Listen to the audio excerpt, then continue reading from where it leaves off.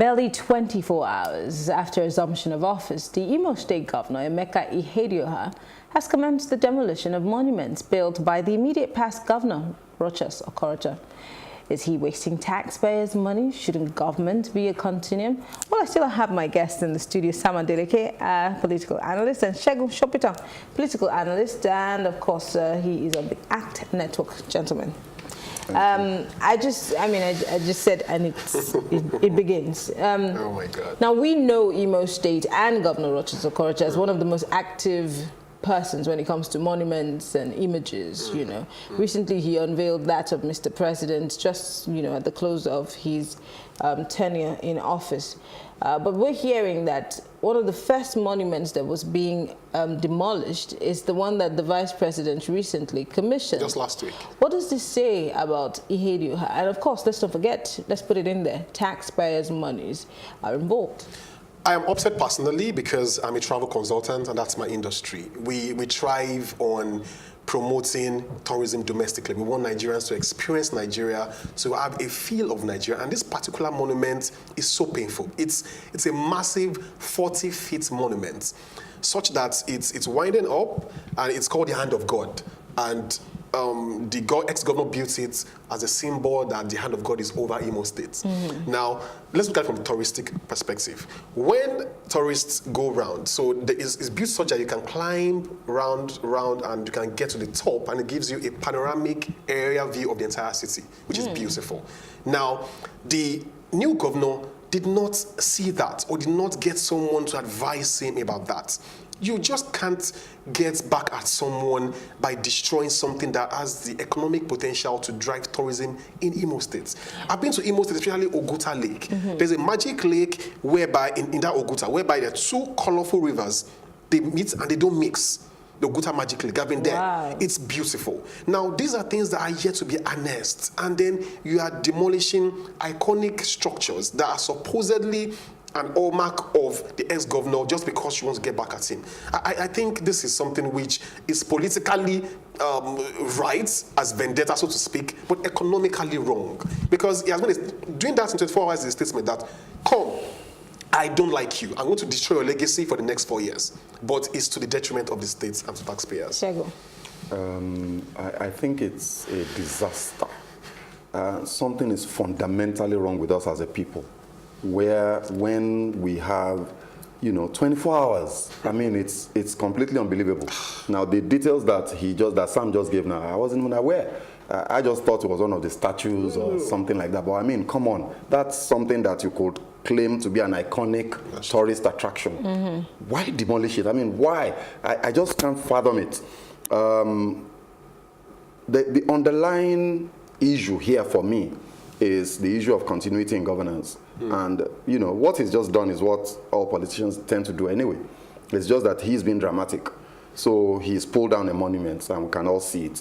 But trust me, for every state where there's been a change of guard in terms of party, they are going to undo policies. Whether that policy was beneficial or not, they are going to cancel it. They're going to scrap programs and all that just because it was the other party. I mean, we saw even in Lagos where the just outgone governor discontinued some programs of Governor Fashola just because they didn't agree. I mean, those types of things have got to stop because it's not just the taxpayers' money that is suffering, it's the country and our growth and development. I actually think, this question has come up a lot of times and I've been thinking about it and I think I have an answer finally, that we need a legislation that would criminalize, that would compel a new administration to continue old programs, except where it can be empirically established that it's not in the interest. Do we need legislations to do this?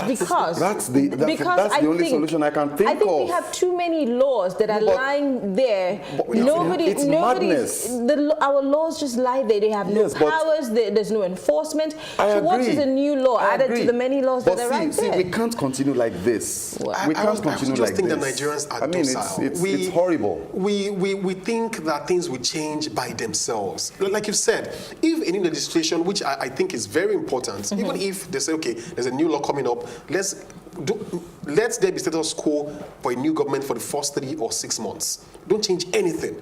See how it plays out before you can now review it. Even if that happens, Nigerians are still the ones that will hold the government accountable until we start imbibing a culture of taking to the streets and protesting on a sustainable level, on a persistent and consistent level, whereby we don't succumb to blackmail of, you are opposition. Hours, unfortunately. That's our staying power. That's our staying power. After that, we're hungry and we want to go home. That's it. I mean, like what he's saying now, in other parts of the world, there will be a sit-out at that monument, and that guy will build it again. He'll build it again. Until he builds it, they will not go back home. You know. Of course. But then our government has pauperized Nigerians, whereby how will you even sit there when you don't have food to eat, when you are hungry? So that's when what I'm saying. Even sure Our staying power is 24 hours. Oh my days. That's how long we can push. We will stay at home and continue talking from home and our sitting rooms. But you know, Occupy Nigeria, we tried, and then after that, you know, we went home. Every other protest that you see we have to be monetized, you know.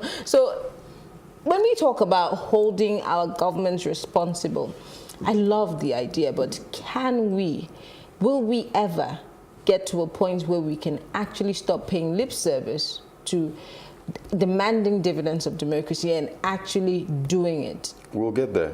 I mean, you have the ACT network. Yes, absolutely. That's why I say is it so difficult for the average Nigerian to follow through on issues such as this? It's a fundamental problem because it goes beyond even the pauperization. The reality is that even for the middle class that is not necessarily struggling for their daily meal. So you've got the low income bracket who, if they don't work today, they won't eat today. You know, the middle class are not in that category. Some of members of the middle class have enough in their reserve to last 6 months, 3 months, 2 months. So if you don't work for a week, you can't survive. But the issue is that there are so many things that you need to battle against. Even as a middle class Nigerian, you've got to go to work. You've got to deal with power problems. You've got to deal with a police that will shoot you if you don't smile, as they've told us now. They can shoot you. If you don't speak pidgin. If you don't speak pidgin and be courteous, they can just shoot you. Say, be nice to them and speak pidgin. So we're dealing with those types of issues, and sometimes it gets overwhelming. We've gotten to a point as a country where the catchphrase I like to use is, as long as I'm okay, everything is okay. That's where we are as Nigerians now. You fend for yourself, look after your children, look after your local government, as in your house, because it's a local government. Your generator, your borehole, your borehole, and your security. You provide them by yourselves and make sure everything is fine. So with that backdrop, it becomes very challenging to get people to become altruistic, to drop those things and put in some sacrifice to push for this engagement that we're asking for. But I always ask, how long are we going to keep being our own government when we have a government? If our monies are being used, and this is what we don't know, that we pay these people, our taxes, our monies are going into the pockets of these people. And if they're not doing the job of governance, then we don't need them. Why need a government if you're a government of your own? And I'm not in any way asking for anarchy, but I'm saying, how long will you keep doing stuff that you're still paying other people to do for you? I'm just saying. Until there is change. Well, you're grading your own roads, you're providing your own water, you're literally doing everything. So what's the essence? Why am I paying NEPA bill? Why am I paying for water? Why am I paying tax for the roads? This will not stop. This will not stop until the populace is economically empowered, independent of government. I'll say this practically. Who's going to empower them? This is it. Empower yourself to earn outside of the four walls of this country. How do I mean? We have young people these days in the middle brackets, like he mentioned, who are earning thousands of dollars doing freelance tech jobs, servicing companies outside of Nigeria. These are young people who stay at home, who work from, now these are not Yahoo people or internet We have to fraudsters. put that out These there. are, yeah, we have to put that out there. These are people who do coding for big organizations across the world from comfort of their home. These are people who are earning independent of the tax, independent of the economy. But what is the percentage of those So people? we need to grow that percentage. That is it. Because until we grow that percentage and tell our young people and our younger people that, see, we need to build ourselves economically so that when we are ready to step on the streets and our voices are being heard, we are not afraid of being victimized by the government, because our earnings is not from these shores but abroad. Until we get to that point whereby we are able to, hold our own head without thinking of, oh, is my post going to affect somebody I'm going to see in the office, in the ministry of this tomorrow. Once we get to that point, we will still keep rolling in this circle. Well, I have a problem with that. Well, I mean, I agree with him to a certain degree, but I think that invariably it will always come down to sacrifice. So there is no way out of it. Every movement that has resulted in significant change has been driven either by the blood, physically or figuratively, of people that went out and said no more. So I think we're getting to that stage, because if you look at events in the last 6 months, Nigerians are tired. We are getting, people say that we've got this legendary... Maybe we're not tired enough. Yeah, I mean, they say we've got this legendary thing that we break holes and then we move the wall back. But I think it's going to get to a point where enough people, not everybody. So, I mean, if the bus driver gets tired, he's tired for his own sake, because there's nothing he can do. He's tired of who's not help anybody. who is tiredness help? But I think we've gotten to a point where the people in the middle class are beginning to see that we need to come together. We need to take things into our own hands. We've got to make demands. So, for instance, in the last 4 years, the FY law was actually put to use. Not as much as I would love. It's one of my favorite pieces of legislation in this country. But people did. And when they put it to, put requests to government as expected, government always resists. And people have gone to court. And we begin to get judgments. So those types of things are going to happen. In my organization, for instance, we've got a series of engagements planned for the year, where we're going to be making demands. We're going to be insisting on certain things being done. We're going to highlight areas of failing of either federal, state, or even the local government, and we'll be demanding action. A lot of times, this lack of performance is helped by the shroud of secrecy, which is why government people are so protective over information. So we need to dig the information, shine the light. When we shine the light, things will begin to change. Quickly, we have just 2 minutes to go. In one statement each, the lack of continuity in government has led to us having abandoned buildings, abandoned projects, and it's administration in, administration out. How do we put a stop to that? Yes, the protests are good, but how do we hold these governors accountable? We have the EFCC and the ICPC, but they choose and pick who they want to go after. How do we also turn our eyes on these agencies to do the jobs that they've been cut out to do? For me, quickly, I think the parties should not go to sleep. All the major parties, the young parties, the MDPs of this world that brought out the Banky Ws in the last election, this is the time to stand up and start galvanizing across the country, not only in Etios and local governments in Lagos, but let us have these younger people building consensus and start preparing for the next election.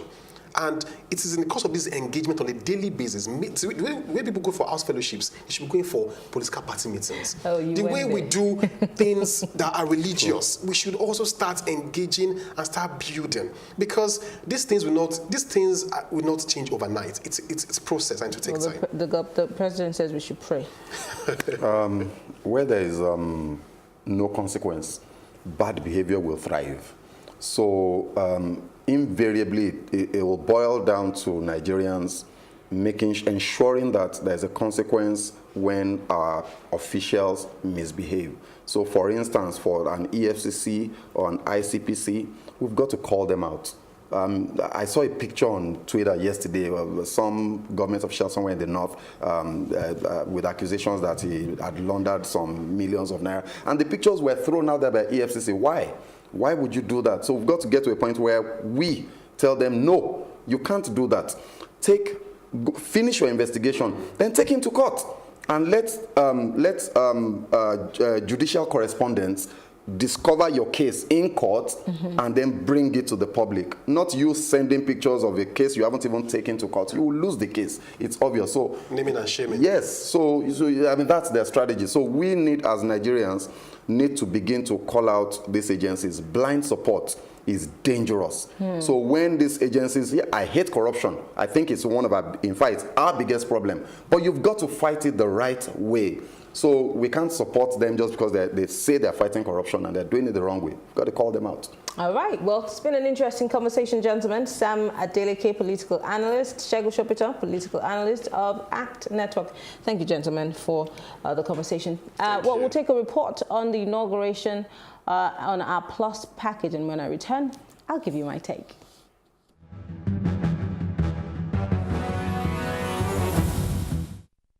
The inauguration started with a march past. Shortly after, members of the diplomatic community and service chiefs arrived, followed by the arrival of the Vice President, Professor Yemi Osinbajo.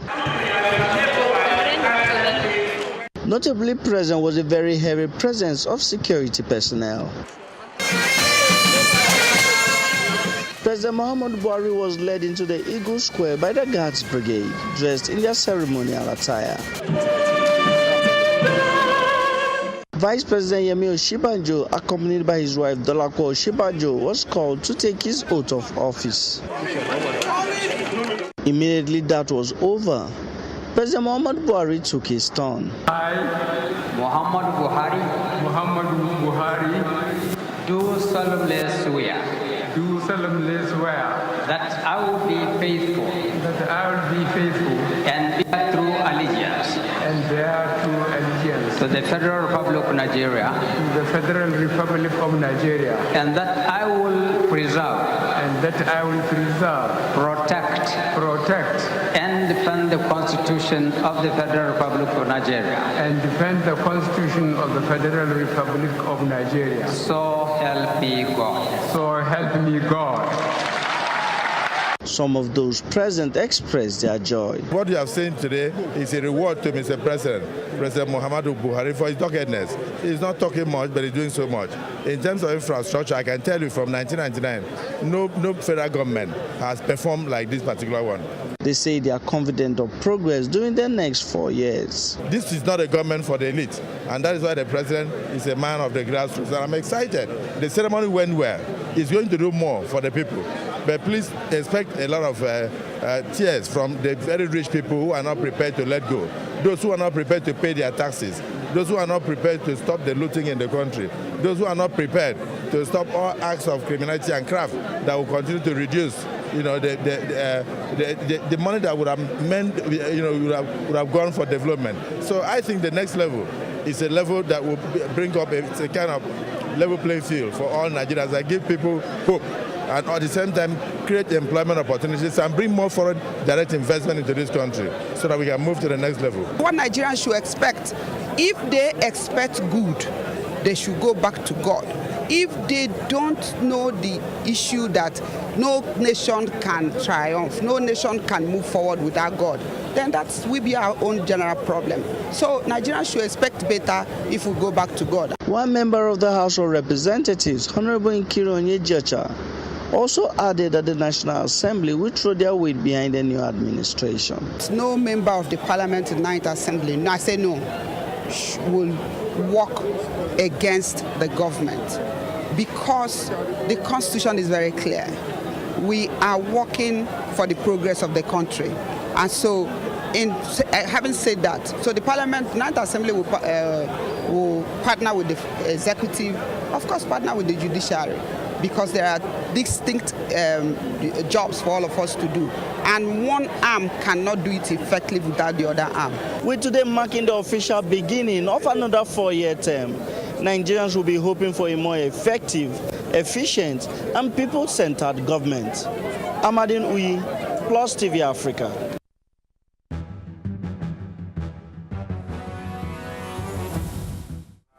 Well, it's time for my take. I love this part.